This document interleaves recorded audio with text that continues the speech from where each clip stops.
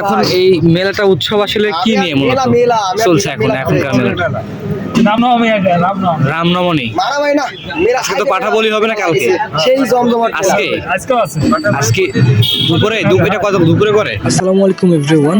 আজকে ঘুরতে ঘুরতে চলে আসলাম আমরা পুঠিয়া রাজবাড়িতে, এবং পুঠিয়া রাজবাড়িতে ঘুরতে সেই চোখ মিলল সেই ছোট একটি মেলায়, যেটা কিনা বলে পাঠা বলি বা বিভিন্ন জন বিভিন্ন নামে পরিচিত। তো আজকের ঘোরাঘুরিতে অনেক কিছু থাকছে, আশা করি ভিডিওটি ভালো লাগবে, অবশ্যই দেখবেন। অ্যান্ড এখানে অনেকগুলো পাঠাও বাধা রয়েছে যেগুলো আজকে কিনা বলি দেওয়া হবে। সেই সাথে সুন্দর মন্দিরের দৃশ্যটা দেখা। আজকের পুঠিয়া মেলাতে সবাইকে স্বাগত। আজকে দুই বন্ধু আসলাম ঘোরাঘুরি করতে।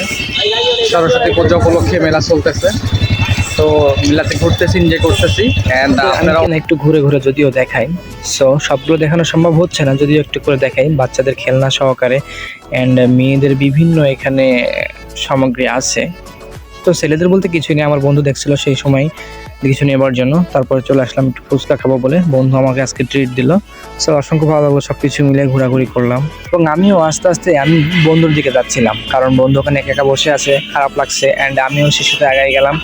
সো দুজন মিলে ফুচকা খাবো অনেক মজা করে। তো বসে পড়লাম, অ্যান্ড ফুচকাও দেখি চলে আসছে।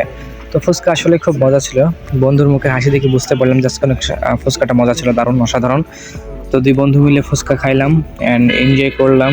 তো খাওয়া দাওয়া শেষ করে ইতিমধ্যে আমরা আর একটু ঘুরবো এবং দেখবো। আসলে অনেকগুলো দোকানপাট এখনো আছে, দেখা হয়নি। ইতিমধ্যে দেখছি যে আবার অনেকগুলো ভাজা পোড়া বা মিষ্টি আইটেম আসলে না থাকলে মেলা বসে না বা জমে না।